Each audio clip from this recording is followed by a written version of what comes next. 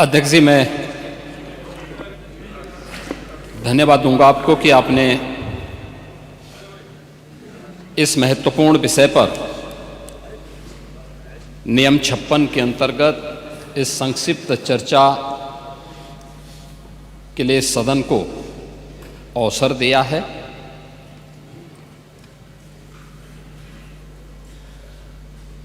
मैं धन्यवाद देता हूं उन सभी माननीय सदस्यों को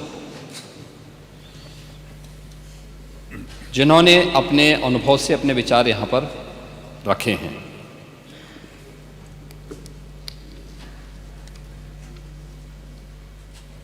हम लोग जब यहां पर मान्यवर इस चर्चा में भाग ले रहे हैं, उस समय प्रयागराज में 56 करोड़ 25 लाख से अधिक श्रद्धालु मां गंगा, मां यमुना और मां सरस्वती की इस त्रिवेणी में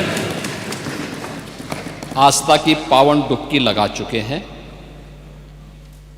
और जब हम सनातन धर्म के खिलाफ, मां गंगा के खिलाफ, भारत की आस्था के खिलाफ या महाकुंभ के खिलाफ कोई भी अनर्गल प्रलाप करते हैं, कोई झूठा वीडियो दिखाते हैं, तो इन 56 करोड़ लोगों की आस्था के साथ एक खिलवाड़ है, भारत की सनातन आस्था के साथ खिलवाड़ है। और मैं विनम्रता से कहूंगा कि आयोजन किसी पार्टी विशेष का नहीं था,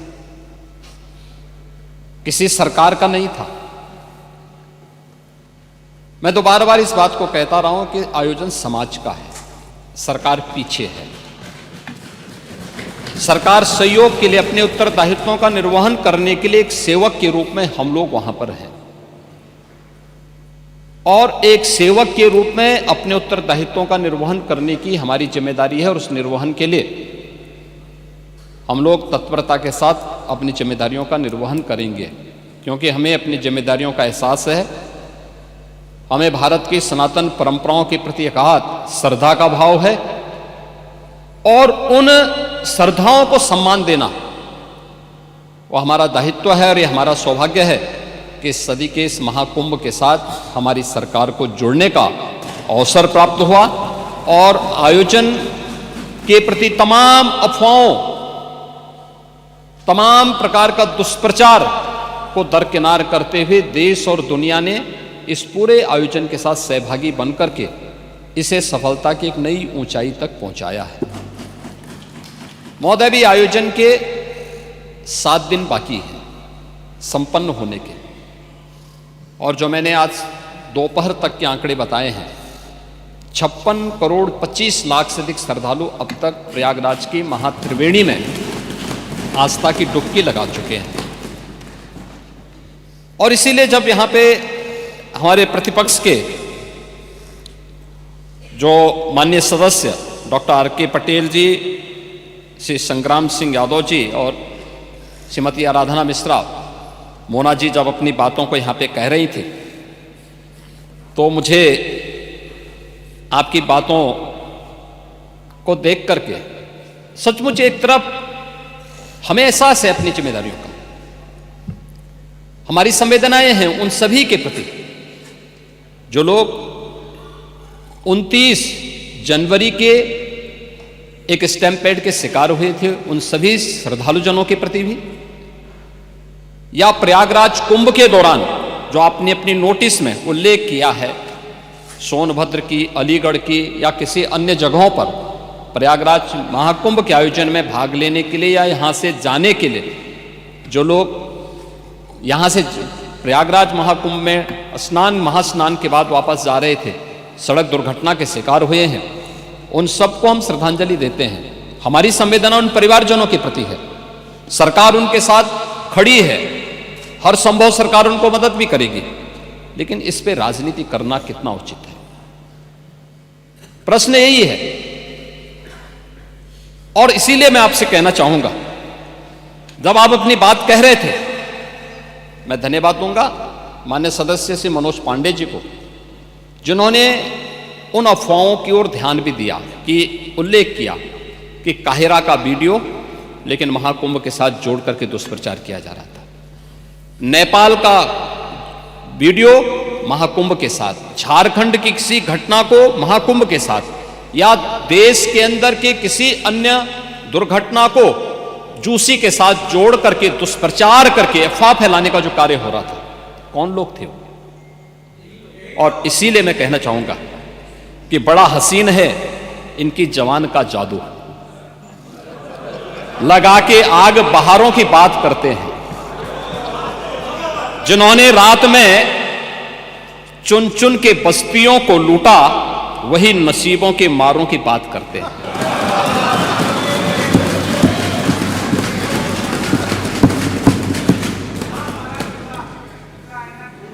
महोदय, ये उर्दू नहीं है, ये सब हिंदी।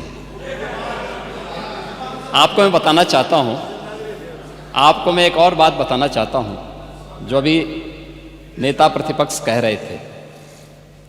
जब उत्तर प्रदेश की स्थानीय बोलियों को इस सदन में महत्व मिला तो उनके द्वारा कहा जा रहा था, उन्होंने विरोध किया था, ठीक उनकी सोच है, ये समाजवादी संस्कार भी है कि हर अच्छे कार्य का विरोध करना है, हर अच्छे कार्य का विरोध करना है। तो उन्होंने कहा कि हिंदी इस सदन की भाषा है, तो हिंदी को तो हटाया नहीं। इस सदस्यों को एक छूट दी गई है कि वे किसी भी इन बोलियों में बोल सकता है, हिंदी में ट्रांसलेट की उसकी सुविधा मिलेगी। ये सुविधा है, थोपा नहीं गया है। दूसरा, भोजपुरी हो, अवधी हो, बुंदेली हो या ब्रज हो, पांडे जी, इनकी लिपि भी देवनागरी है, कोई दूसरी लिपि नहीं है। संविधान के द्वारा घोषित जो व्यवस्था है उसी के दायरे में सारा कार्य हुआ है। आप जैसे उम्रदराज व्यक्ति को तो इसका स्वागत करना चाहिए, इसका स्वागत करना चाहिए। ओह, मैं इसीलिए कह रहा हूं, देवनागरी ही लिपि है और उसी दायरे में सारा कार्य हुआ है। और इसीलिए मैं आपके संज्ञान में लाना चाहूंगा कि ये जो कार्य है, इस कार्य के साथ हमें उसी सकारात्मक भाव के साथ जुड़ना चाहिए। मैं आपके विरोध को कभी उसका न मैं उपहास उड़ाता हूं, न मैं उसको बहुत उसके साथ जोड़ता हूं, क्योंकि मैं जानता हूं आपकी आदतों को, मुझे मालूम है।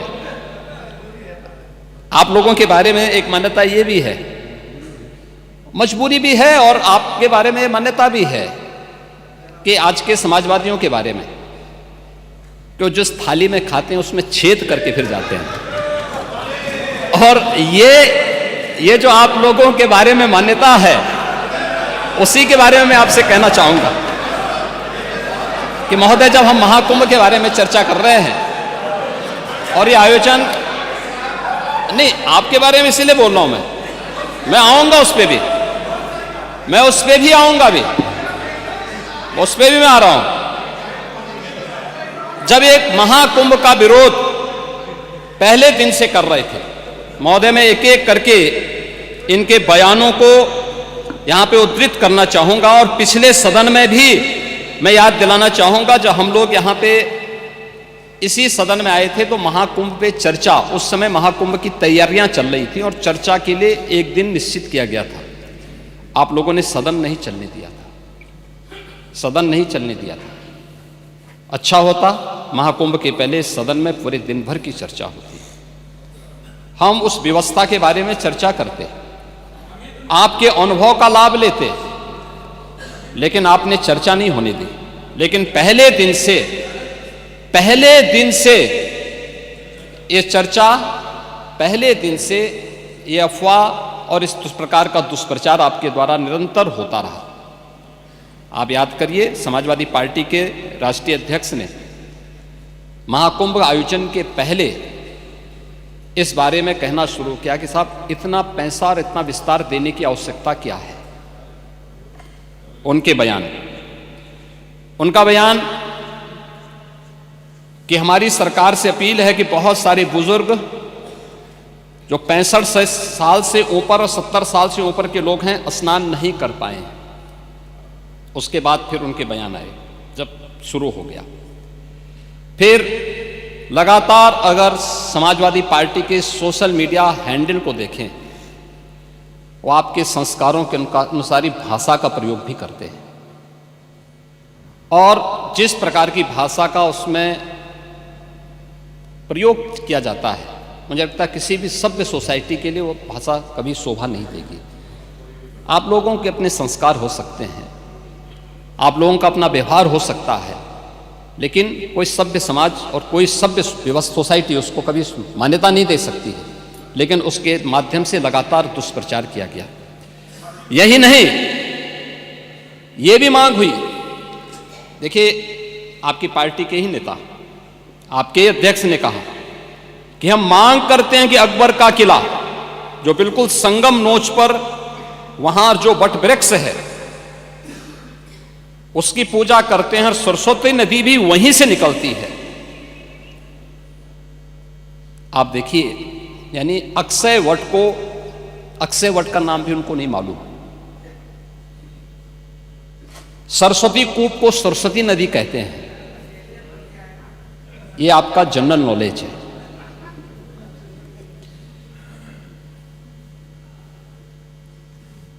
इन्होंने क्या कहा, महाकुंभ कोई शब्द नहीं, क्योंकि महायोजन के लिए बहुत सारा पैसा निकालना था, पैसे की बर्बादी करनी थी, इसलिए नाम भी इन्होंने महायोजन दिया।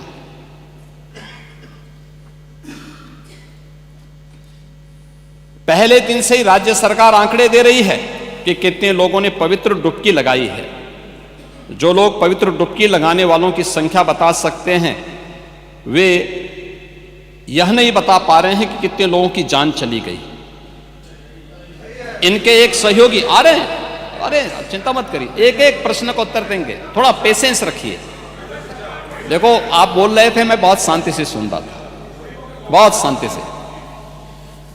आप ही के एक सहयोगी श्री लालू यादव जी कह रहे हैं, अरे ये सब कुंभ का क्या कोई मतलब है, फालतू का कुंभ है। यानी सनातन धर्म के इस महायोजन को वे फालतू उनको दिखाई देता है। और इनके एक और सहयोगी उससे भी 2 कदम आगे आकर के कहती हैं कि महाकुंभ मृत्यु कुंभ में बदल गया है। ये क्या है, ये क्या है? मल्लिकार्जुन खड़गे कांग्रेस के नेता अध्यक्ष कहते हैं कुंभ भगदड़ में हजारों लोग मारे गए।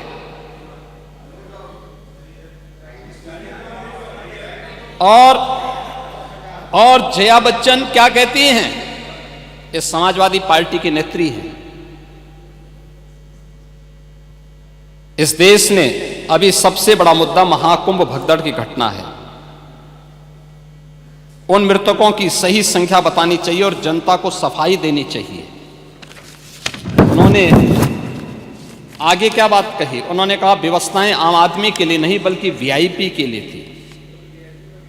शवों को गंगा में बहा दिया गया, इससे पानी प्रदूषित हुआ है, यही पानी लोगों तक पहुंच रहा है। और ये इस प्रकार के गैर जिम्मेदाराना बयान समाजवादी पार्टी, कांग्रेस, आरजेडी और टीएमसी के नेताओं के द्वारा सनातन धर्म के जुड़े हुए सबसे बड़े आयोजन के प्रति दिए गए। महोदय, मैं ये जानना चाहता हूं कि क्या सनातन धर्म का अनुयायी बनना या सनातन धर्म के किसी आयोजन को भव्यता के साथ करना क्या कोई अपराध है? उस आयोजन को उन सीमाओं के साथ, उस आस्था को सम्मान देकर के आगे बढ़ाना क्या कोई अपराध है? और अगर अपराध है तो हमारी सरकार इस अपराध को कर रही है और आगे भी करेगी, क्योंकि हम लोग ये मानते हैं सनातन धर्म इस देश का राष्ट्रीय धर्म है। सनातन धर्म की सुरक्षा में ही भारत के अंदर पल रहे हर मत और मजहब की सुरक्षा भी है और उनका सम्मान भी है और उनका गौरव भी है। और सनातन धर्म की सुरक्षा विश्व मानवता की सुरक्षा की गारंटी भी है। और उसके इतने बड़े आयोजन के साथ भेदभाव तो किसी के साथ नहीं हुआ, किसी के साथ नहीं हुआ। प्रयागराज महाकुंभ में क्रिकेटर मोहम्मद शमी ने भी स्नान किया। मुझे याद है हर जाति मत और मजहब के लोग अगर आए हैं श्रद्धा भाव के साथ तो उन्होंने आस्था की पवित्र डुबकी भी लगाई। हां, अगर कोई चढ़ाने के लिए आया है तो वहां पर उनको वैसे दुत्कार करके भगा भी दिया गया, और ये होना भी चाहिए था। और इसीलिए मैं इस बात को मानता हूं, आप लोगों ने जो बात कही हमें ये सब बुरा नहीं लगता, इसलिए नहीं क्योंकि हम जानते हैं आपकी प्रवृत्ति है, क्योंकि हम लोग इस बात को मानते हैं कि संक्रमित व्यक्ति का उपचार हो सकता है, संक्रमित सोच का उपचार नहीं हो सकता, उसका कोई उपचार नहीं, वो अपने आप ही कुड़ता रहेगा। और इसलिए इस महान आयोजन को करने का अवसर हमारी सरकार को प्राप्त हुआ। और मेरा यह मानना है कि महान कार्य को 3 अवस्थाओं से गुजरना पड़ता है, याद रखना, उपहास से, विरोध से और अंततः स्वीकृति से। और स्वीकृति का इससे बड़ा प्रमाण क्या हो सकता है कि समाजवादी पार्टी के राष्ट्रीय अध्यक्ष भी जो शुरू से विरोध कर रहे थे अंततः चुपचाप जाकर के डुबकी लगाए। नेता प्रतिपक्ष भी हाँ, मैं अच्छी बात है, आपका अधिकार है, आपका अधिकार है ये, मैं तो आपको अधिकार दे रहा हूं। मैं ही कह रहा ना, नहीं 13 में आप नहीं जा पाए थे, क्योंकि 13 में जब आप जा रहे थे तब तक आपको फोन आ गया था, आप वापस हो गए थे, नहीं जा पाए थे। नहीं जा पाए, आप वापस आ गए थे। लेकिन इस बार आप गए थे, मुझे अच्छा लगा, आपने उत्तर प्रदेश सरकार की व्यवस्था की सराहना की और आपने मुझे प्रत्यक्ष नहीं लेकिन स्पीकर साहब को धन्यवाद दिया कि अच्छी व्यवस्था थी। और इसीलिए मैंने कहा ना, 3 अवस्थाएं उपहास की, जिसको आप शुरू से उड़ा रहे थे,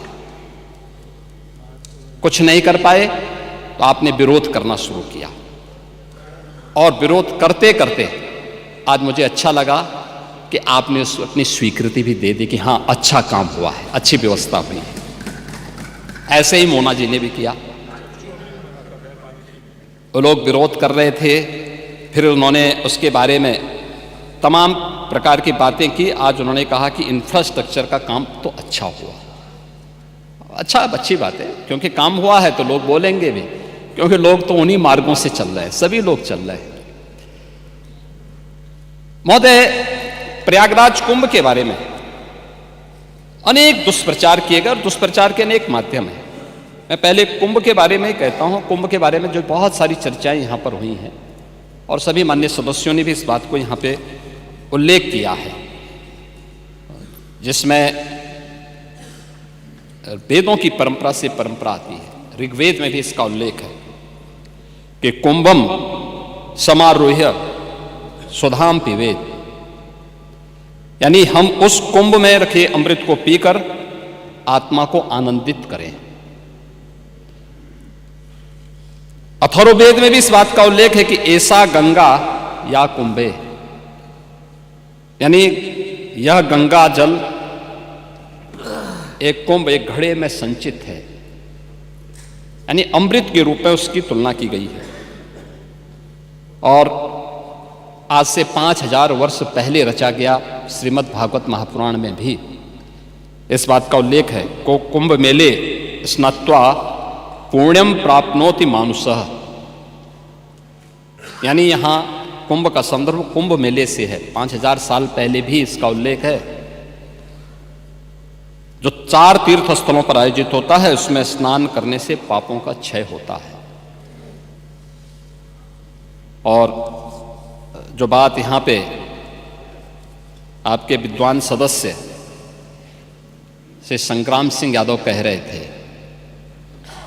उन्होंने पुराणों की बात की, लेकिन वो पुराण की बात नहीं थी, वह तुलसीदास जी की रामचरितमानस में उल्लेख किया गया है को कहि सकई प्रयाग प्रभाव हो, कलुष पुंज कुंजर मृगराओ, अस तीरथ पति दे की सुहावा, सुख सागर रघुवर सुख पावा।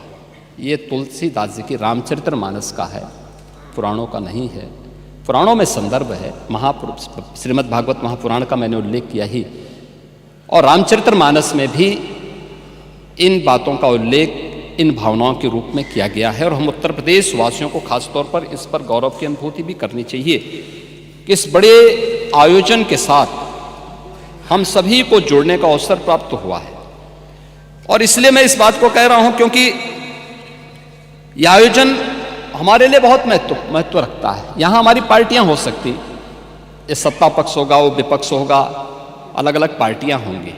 उत्तर प्रदेश से बाहर हम जब जाएंगे तो उत्तर प्रदेश वासी के रूप में लोग हमें हमारी पहचान देते हैं। अच्छा काम करेंगे, सम्मान मिलेगा। एक भी व्यक्ति यहाँ के नाम पे गलत काम करेगा, यहाँ की सरकार गलत काम करेगी, तो उसके यहाँ पर भले ही हम उस गलत काम को कितना भी सपोर्ट करें, लेकिन बाहर जनता हमें नहीं बख्शने वाली है, इस बात को रखना। और 2017 के पहले उत्तर प्रदेश के अंदर की छवि यही थी। उत्तर प्रदेश के लोगों के सामने परसेप्शन का